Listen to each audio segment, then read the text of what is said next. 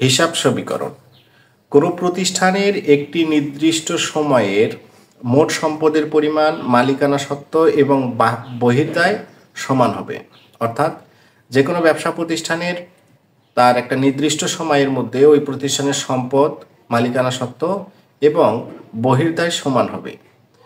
যে সমীকরণের মাধ্যমে এই সমতা প্রমাণ করা হয় তাকেই আসলে হিসাব সমীকরণ বলা হয়।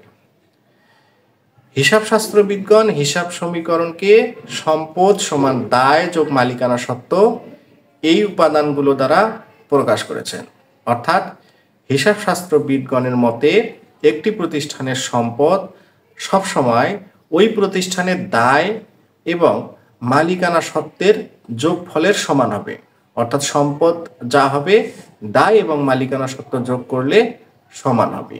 সহজ কথায় আমরা এই সংজ্ঞার মাধ্যমেই লেনদেন কাকে বলে সেটাকেও বুঝতে পারি। অর্থাৎ হিসাবশাস্ত্রবিদগণ বলেছেন সম্পদ, দায় এবং মালিকানা সত্ত্বে পরিবর্তনকারী বা পরিবর্তনশীল এরূপ যে কোনো ঘটনাই লেনদেন। আমরা জানি কি লেনদেনের সহজ সংজ্ঞায় বলা হয়েছে যে অর্থের অঙ্কে পরিমাপযোগ্য যে কোনো ঘটনাই লেনদেন। আর হিসাবশাস্ত্রবিদগণ বলেছেন সম্পদ, দায়, মালিকানা সত্ত্বে পরিবর্তন আনায়ন করে এমন যে কোনো ঘটনাই আসলে লেনদেন।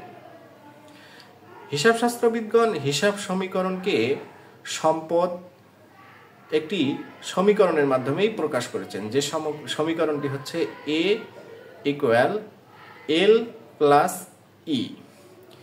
এখানে A দ্বারা অ্যাসেটস, L দ্বারা লায়াবিলিটিস এবং E দ্বারা ইকুইটি বোঝায়। অর্থাৎ A = asset = liabilities plus equity. A দ্বারা অ্যাসেট, L দ্বারা লায়াবিলিটিস অর্থাৎ দায় এবং ইকুইটি E দ্বারা ইকুইটি অর্থাৎ মালিকানা সত্ত্বকেই বোঝানো হয়। A অ্যাসেটস, অ্যাসেটস হচ্ছে সম্পদ। আমরা জানি যে সম্পদ, আমরা যদি বলি যে সম্পদ আসলে কি, আমরা বিভিন্নজন বিভিন্নভাবে হয়তো প্রকাশ করব, কিন্তু হিসাবশাস্ত্রবিদগণের মধ্যে হিসাবশাস্ত্রবিদগণ এই সম্পদকে খুব সহজভাবে বুঝিয়েছেন। তারা বলেছেন সম্পদ বলতে বোঝায় অর্থনৈতিক পরিসম্পদ যা কোনো ব্যবসায়ের মালিকানাধীনে থাকে এবং মুনাফা অর্জনের কাজে ব্যবহৃত হয়। তাহলে সম্পদ কি?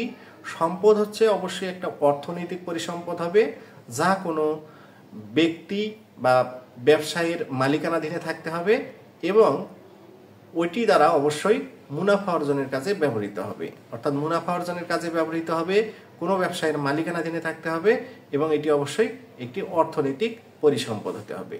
যেমন ব্যবসায়ের মালিকানাধীন আসবাবপত্র, দালানকোঠা, কলকবজা ইত্যাদি। এরপর লায়াবিলিটিস, দায়। দায় হচ্ছে ব্যবসায়ের আর্থিক দায়বদ্ধতা যা ব্যবসায়ের একটি নির্দিষ্ট সময় পরেই অবশ্যই পরিশোধ করতে হবে। অর্থাৎ ব্যবসায়ের মোট সম্পদের ওপর তৃতীয় পক্ষের দাবি হচ্ছে দায়। তাহলে দায় কি?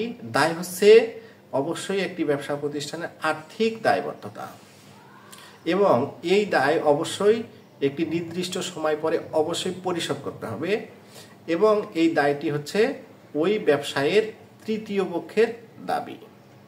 তাহলে দায়কে আমরা কিভাবে বুঝবো?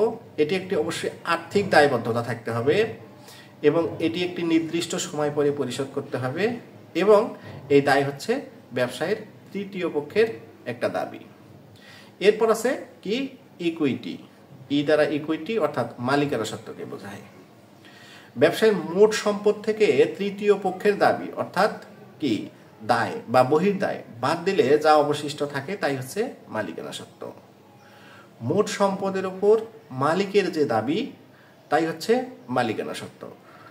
মালিকানা সত্ত্ব কি? তাহলে আমরা বুঝতেছি যে ব্যবসা প্রতিষ্ঠানে যে পরিমাণ সম্পদ থাকবে সেই সম্পদ থেকে তৃতীয় পক্ষের দাবি অর্থাৎ বহির্দায় বা পাওনাদারের দায় পরিশোধ করার পর যেটি অবশিষ্ট থাকবে সেটি হচ্ছে আমাদের মালিকানা সত্ত্ব।